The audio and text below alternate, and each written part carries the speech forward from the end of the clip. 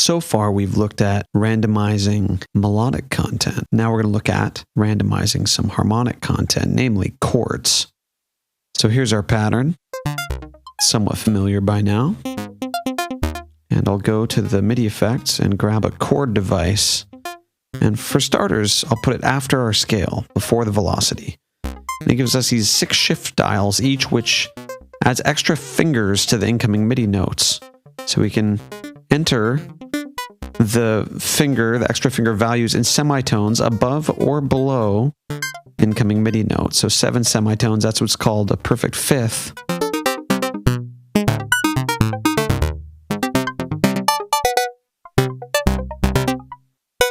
You'll hear a difference depending whether the velocity is before or after it, because the velocity is randomizing.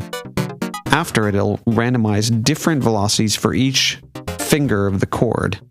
So I've got 3 steps for a minor third, and -12 for a lower octave, and +2 steps for a second, and -2 steps.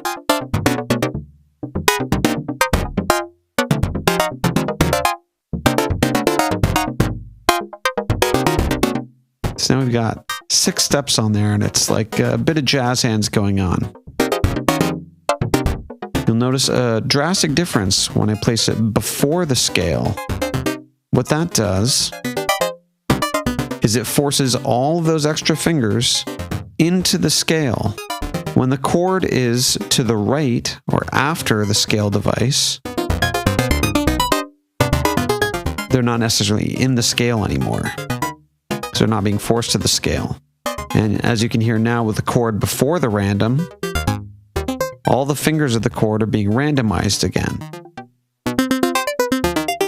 So it's not necessarily going to retain the same chord formation as if I place it after the randomize. It'll still be 7 steps, but that 7 semitones up will be forced into the scale if it were slightly out. Now, if I move the chord to the right of the scale, that perfect fifth won't be perfect within the scale anymore. It'll be a perfect fifth regardless of scale. And same with the minor third. It'll play a minor third regardless of whether or not it's in scale, unless I move the chord back to the left of the scale plugin, because all of these devices are in serial, meaning they go in a specific order and the MIDI signal is processed in that specific order. So for me, I tend to prefer the chord before the scale so that all the notes are harmonically forced into the same scale. But if you're looking for different results, it can definitely be useful to be randomizing all the fingers of the chord, for example, right now.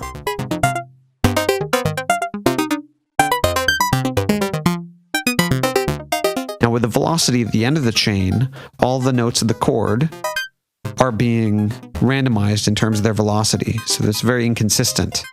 But if we move the velocity before the chord, listen to that difference. Now each chord has its own coherent velocity. So the results are a little more unified and retain the rhythmic dynamic of the velocity randomization a little better than randomizing each note of the chord separately from one another, which does not provide the same kind of discernible rhythmic dynamic. So I'll just add some reverb from my reverb send here on Send A. I've got some filter settings changed there, and now we've got something that I'm quite confident I could never play on the keyboard by myself. I can play keyboard okay, but I couldn't do that.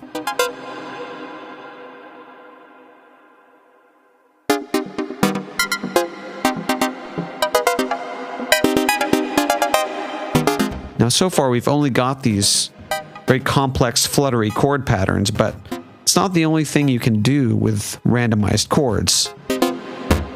So I'll go to a new MIDI clip, and after setting to a full bar quantization, I'll just write in a single 1-bar MIDI note. Now you just hear the 1 chord strike at the beginning of each bar. I'll increase the low output velocity so I can hear all of them.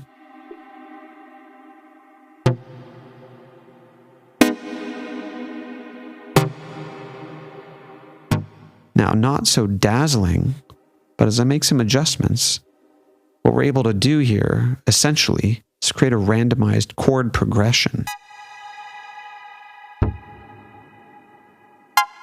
So we're harnessing the chaos of the random input, the random note input, and the random velocity dynamics, but we're adding chord steps to it that we've chosen and forcing it through a scale that we've chosen.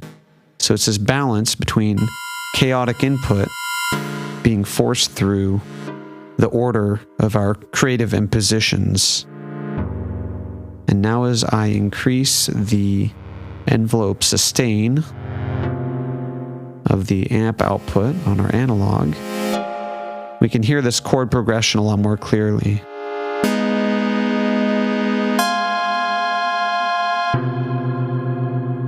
Creating all sorts of chord progressions, again, that I might not have stumbled on any other way.